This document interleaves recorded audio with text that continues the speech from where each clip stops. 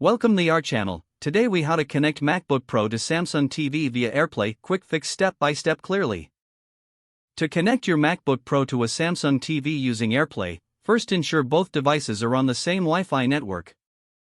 On your MacBook Pro, click on the Apple menu located at the top left of your screen. Select System Preferences from the drop-down menu. In the System Preferences window, find and click on Displays. Look for the AirPlay display drop-down menu in the display settings. Click on the drop-down, and you should see your Samsung TV listed among the available devices.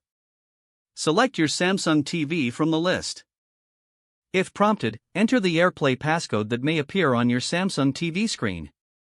Once connected, your MacBook's display will mirror on your Samsung TV. To stop mirroring, open the AirPlay menu again from the display settings. Select Turn AirPlay off to disconnect. You can also adjust display settings, including resolution and arrangement, from the same display's menu. Now you can enjoy your content on the big screen through AirPlay. If the page does not load, refresh the browser or try again in a private or incognito window.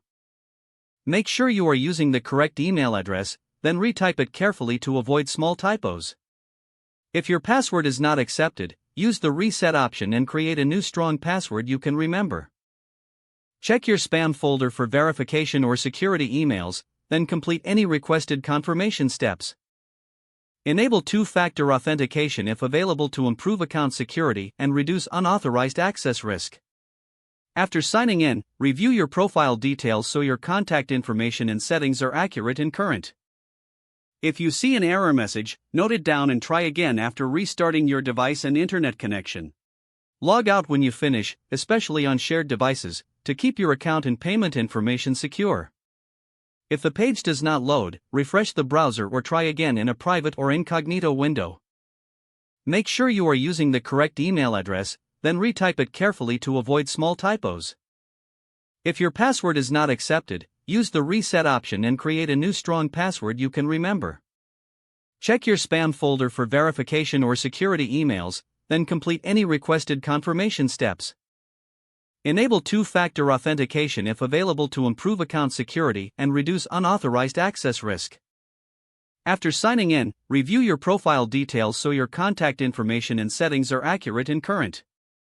If you see an error message, note it down and try again after restarting your device and internet connection. Log out when you finish, especially on shared devices, to keep your account and payment information secure. Don't forget to like this video and subscribe to our channel for more step-by-step tech guides.